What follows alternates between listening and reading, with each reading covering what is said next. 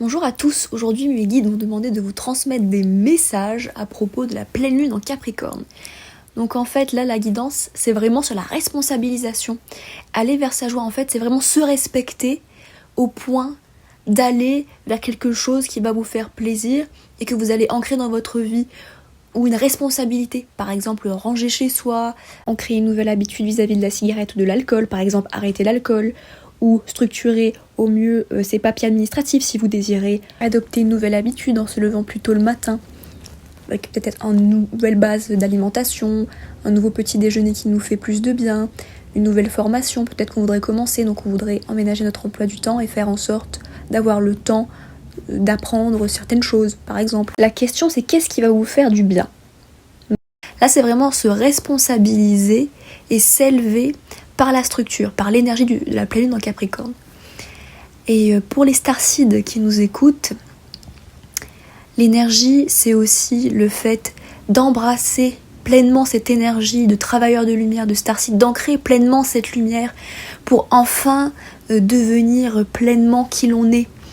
C'est-à-dire que là, on n'est plus en train de tâtonner, on a une vision beaucoup plus claire de là où on veut aller et on commence à mettre en place des choses au fur et à mesure pour pouvoir y aller.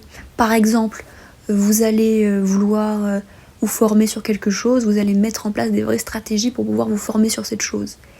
Donc ça va vraiment être sur cette énergie-là que va se fonder cette nouvelle pleine lune.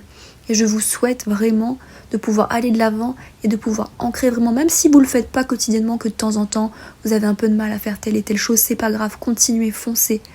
Ce qui compte, c'est les petites avancées quotidiennes.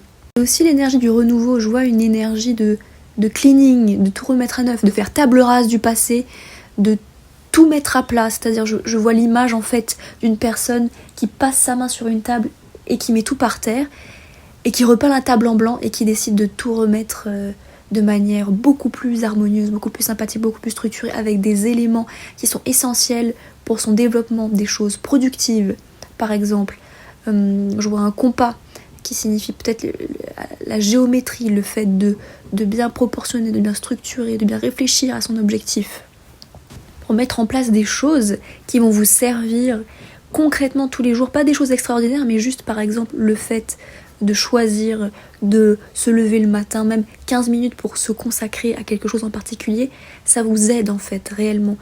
Ou le fait de vouloir arrêter quelque chose qui vous fait du mal, comme par exemple arrêter de fumer ou arrêter l'alcool et le remplacer par quelque chose de plus sain, ça va vous aider aussi à avoir l'esprit plus clair. Donc c'est vraiment pour aller vers ces objectifs. La lune aussi en ce moment a un placement particulier puisque vous le savez, le cancer c'est le signe analogique à la lune. Donc en fait là ce qui va se passer c'est qu'en fait il va y avoir le lien Capricorne, Cancer, Cancer, Capricorne. Qu'est-ce que le Capricorne peut faire pour le cancer ? L'adulte peut nourrir l'enfant. Quels sont les vrais besoins de l'enfant par rapport aux besoins, par rapport à ce que l'adulte peut lui donner en fait. Par rapport à ses véritables besoins. Et ça c'est super important. Finalement on devient l'adulte et on est à la fois l'enfant. Donc on prend conscience de ses besoins et on se structure et on se nourrit en fonction de ces besoins-là. Donc voilà les énergies générale du moment. Profitez vraiment de ces nouvelles énergies pour enclencher un nouveau projet.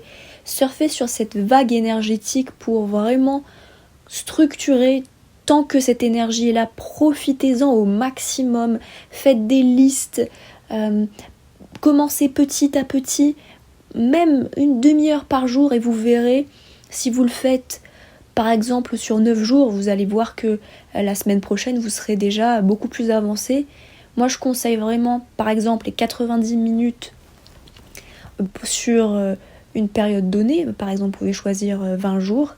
90 minutes, c'est 1h30, mais ça fait pas mal avancer. Donc voilà.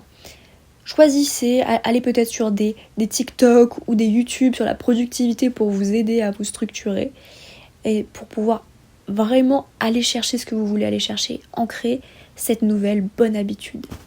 Donc voilà, j'espère que tout ça vous aura aidé et je vous souhaite une très bonne journée ou une très bonne soirée.